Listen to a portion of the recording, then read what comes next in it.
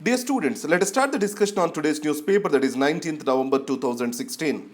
The first article is related to the Dalit assertion. Now, the past, the Dalit movements are centered around paternalism, reservations, affirmative action, etc. But today the Dalit movement is changing. And if you consider the Dalit atrocities, you have certain underlying points to the same. The major atrocity is due to unequal access to the opportunities. And the second thing is, there is a mental enslavement of the Dalits to the institutions and also the social structures. If you talk about the rural India, the economic enslavement is also a reason for the mental enslavement of the Dalits. It means Dalit is being made to believe that he has to subserve the interests of the upper caste. And added to that, the failure of the land reforms, it has made Dalits to be economically dependent on the upper caste for their daily livelihood. So correction of this material benefits, or giving more material benefits to the Dalits is necessary for them to give voice and choice over their own lives. And coming to denial of access to equal opportunities. Here we need to study about the institutions. The major criticism about the institutions is this.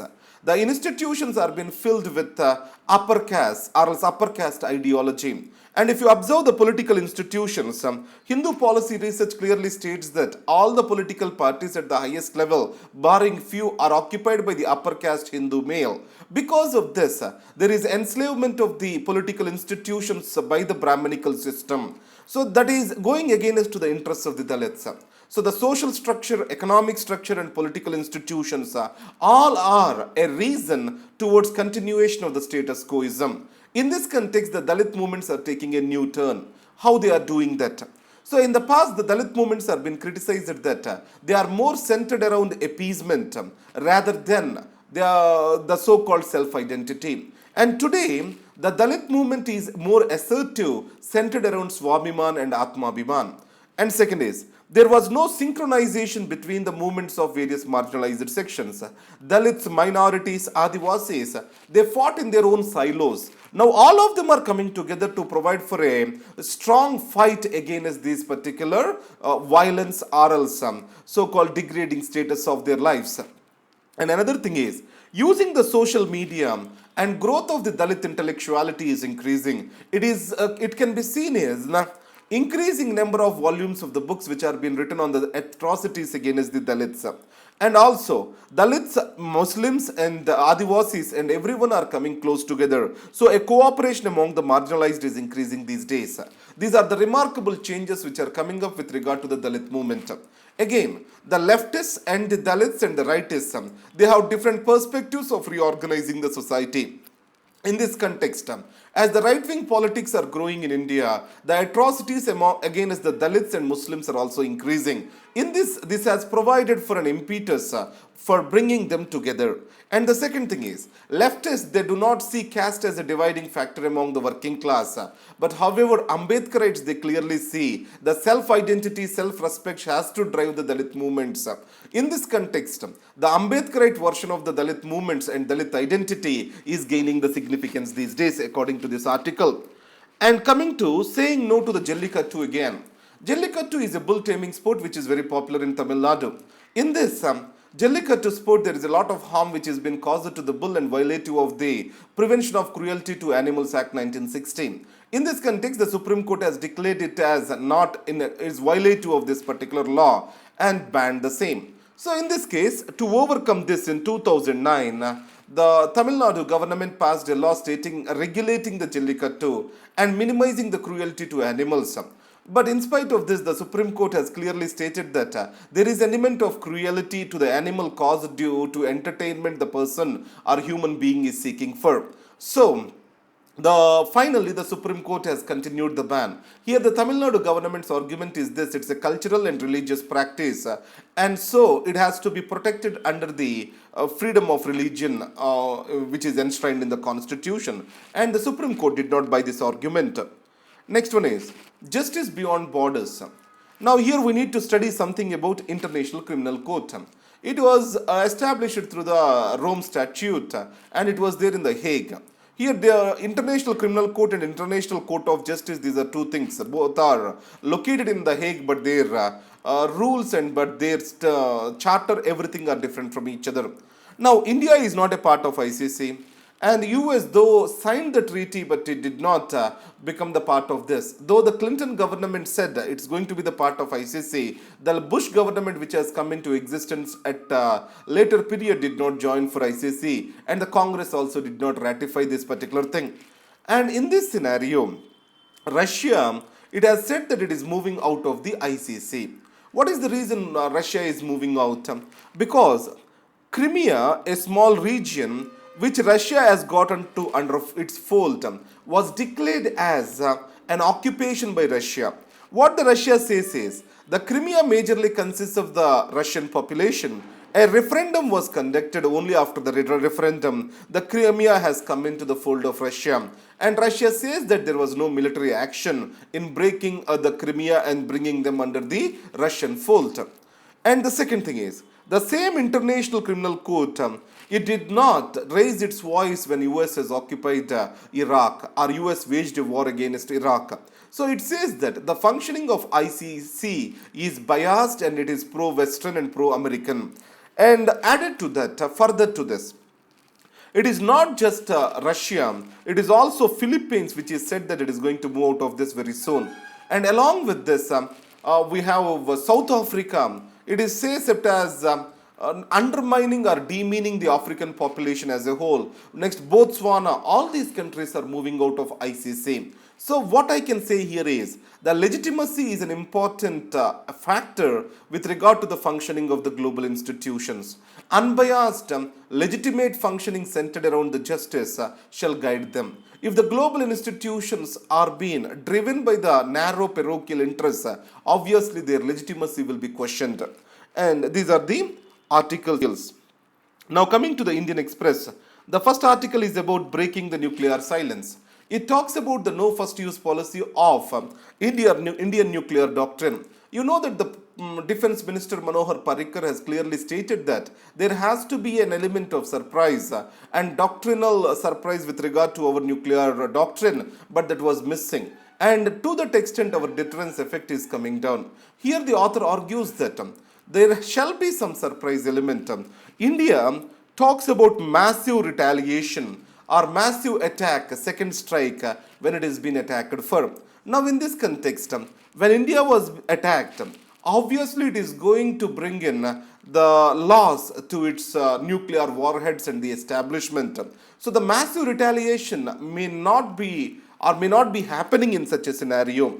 And India talks about credible minimum deterrence. As credible minimum deterrence means, India is going to minimize its nuclear weapons to a small stockpile. But however, when there is a no first use policy, India has to maintain more nuclear weapons to bring in this massive retaliatory attack. So in this, the credible minimum deterrence and no first use policy, they are not in sync with each other according to this author. And so he also recommends that there shall be increased role for the military with regard to the strategic decisions, and also the chief of staff. This office need to be created to strengthen the nuclear administration in this country. And Big Bang or Big Third, it is about the demonetization drive. First, we need to understand why the black money is getting accumulated in the country. So, in the last 2 days, we have seen that the black money is getting accumulated due to the process, and unless we tighten this process, remove the weaknesses in this process, demonetization will not help. And added to that, the demonetization will reduce the stock of money with the people, but however the flow of the black money will not be arrested by the demonetization. It means the demonetization has to be followed by few of the steps to bring in the curtailment of the black money. What are these steps? Where the black money is going into, that is elections. The black money is going into land. The black money is going into gold.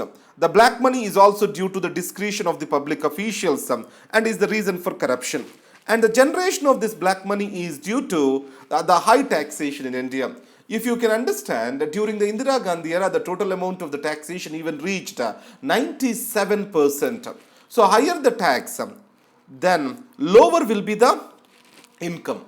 It means the governmental income will rise only when the tax rates is optimal. That is what is the Laex talks about.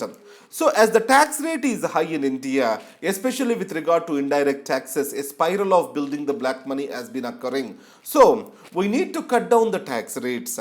We need to curtail the source of rising the black money, and also we have to curtail the discretion of the bureaucrats, and we need to reform the election laws as continuum to the existing demonetization drive.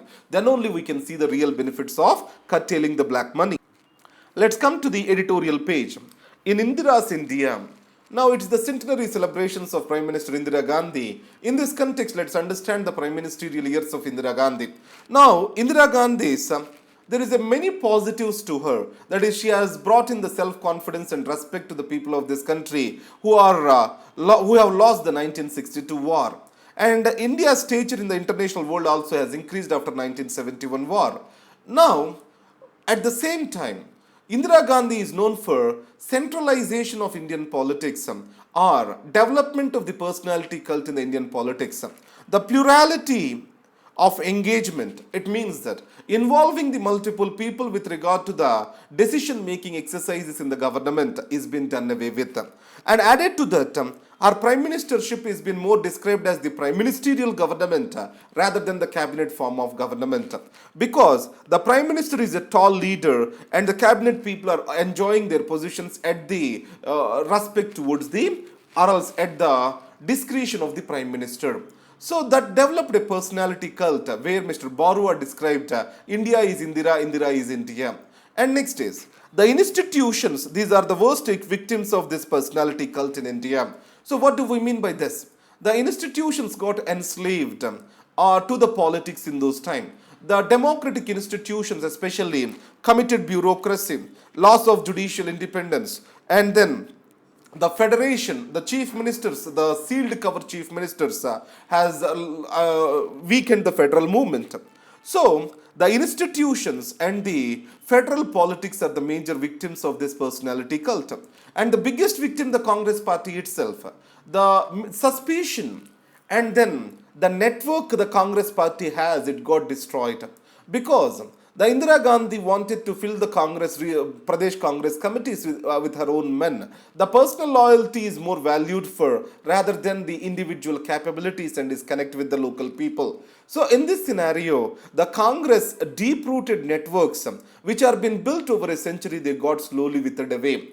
What happened is the Congress is built like this. The village councils are there, then district committees are being built based on this Pradesh Congress committee, then AICC. So it means from grassroots to the topmost level, a systematic organization build-up was existing in Congress.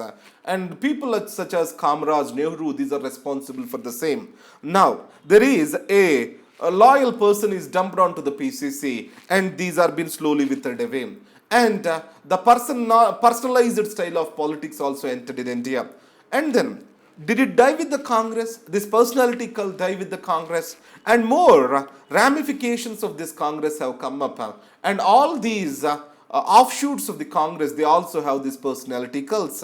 So that's why the alternative inclusive politics have died because of the centralist and supremacy approach of Indira Gandhi. That's what this article talks about. And it is hurting the India in the long run. Ear to the field. Now, the worst affected people because of the demonetization drive is the farmers.